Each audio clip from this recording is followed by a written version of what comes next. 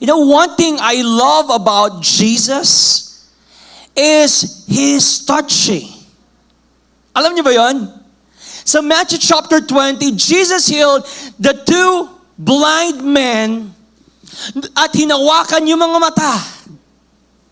Pwede naman sabihin ni Jesus, hey, two blind men, gumaling kayo in Jesus' name. Bang! Jesus touched. Nilawayan pa. Galing. Jesus is so touchy. In Luke chapter 15, Jesus told a parable. At pinakita niyo doon, yung tatay, the prodigal son, yung tatay tumakbo. At sabi ng Bible, he fell his neck doon sa bosom, doon sa balikat ng kanyang anak. Bakit hinag at pinaghalikan pa kahit mabaho?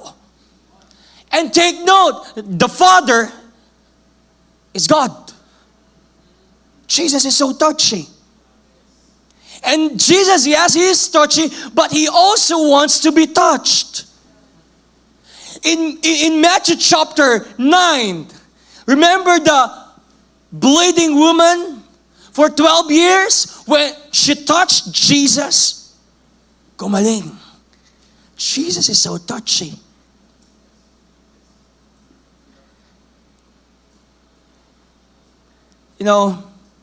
Jesus has stretched out His hand to the leper in order to touch him. Look at this. Jesus is stretched out His hand to the leper in order to touch him. Bakit in-stretch ni Lord yung kanyang kamay para hawakan yung leper? Minsan kasi tayo parang, okay, tutulungan na kita . Dyan ka lang. Ew. Alcohol. PA, alcohol.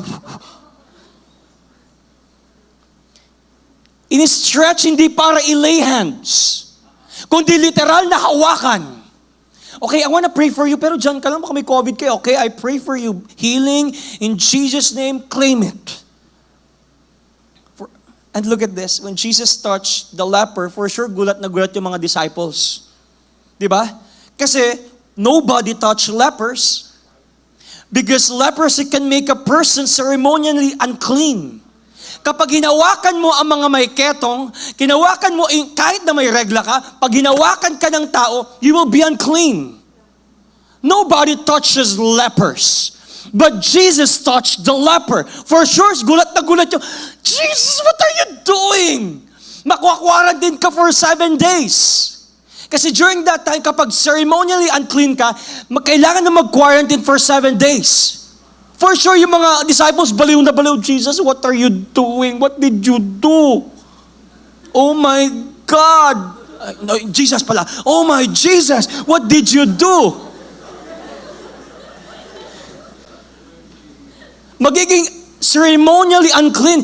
And Jesus needs to quarantine for 7 days. At hindi lang yun, for sure. Gulat na gulat yung leper dahil hinawakan siya. Because nobody touched him for years. Bakit mo ko hinawakan? 2 things. Baka iniisip ng leper, ba't mo ko hinawakan, magiging ceremonially unclean ka? At ang ganda, ang sarap palang mahawakan kasi na-miss ko to . Nagulat yung leper. He was touched by Jesus. But when Jesus touched the leper, look at this. This is very powerful. But when Jesus touched the leper, in verse 42, instantly, sabi niyo instantly, the leprosy disappeared and the man was healed.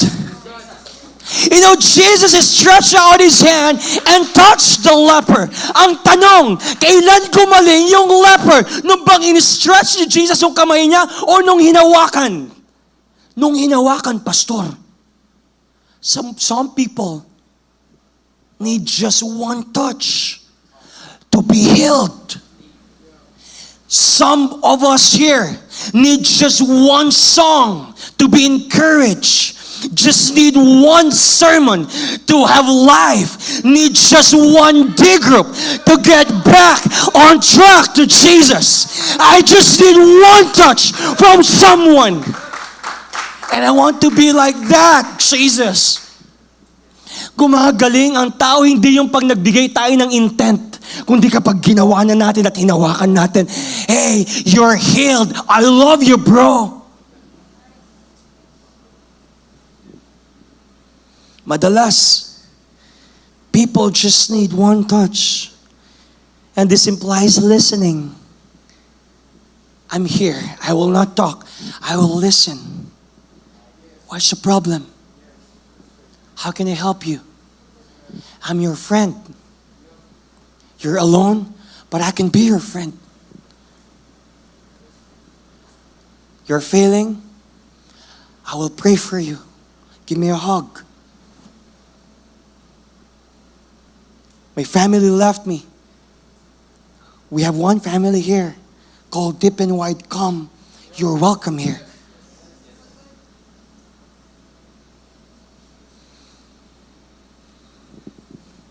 Guys, ang rule ay bawal hawakan ang mga ceremonially unclean o mga lepers. Hey, Jesus, do you know the rule? But Jesus said, I know the rule. The rules say, don't touch the unclean. But Jesus said, the grace says, I want to touch the unclean. Tignan niyo ito. Ang rule natin dito, bawal hawakan yung unclean, magiging ceremonially unclean ka. But grace says, hey, I want to touch the unclean. Because when the grace touches the unclean became clean. Jesus is the grace from God. Because when grace touches the unclean will become clean. Pwede kitang pagalingin from a distance. But Jesus said, no, I want to touch you because I'm a personal God and I'm touchy. Remember this, rules are orderly. Grace is messy. Grace is unpredictable. Grace is immeasurable. Alam niyo ang rules, sobrang order niyan. Orderly, right? Okay, bawal hawakan. Okay, bawal ang hindi magkwa-quarantine pagkatapos hawakan. Okay, bawal gawin ito. Bawal. Organize. Neat. You're being ruled. We know the rules. At dito sa mundo, maraming certain rules na ay sinusunod. But did you know, the grace of God is messy? Grace is messy. When Jesus died for us, when Jesus died on the cross, He became messy. He became sin. He became the ugliest person on earth. Jesus said, hey, in order for me to transfer my righteousness to you, I have to be messy. If grace is messy, and if grace is a person, therefore, God's grace abounds. And God's grace has no boundaries. Actually, the grace fulfilled the law. Jesus fulfilled the law because Jesus is the grace from God. We have been saved by grace through faith. And that grace is Jesus. And the one who fulfilled the law is Jesus. Ang law o ang mga rule, organized yan. Walang makasunod sa sobrang organized.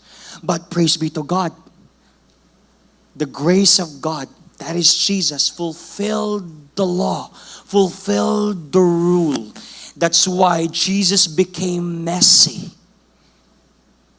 And if we know that grace is a person, therefore, His name is Jesus.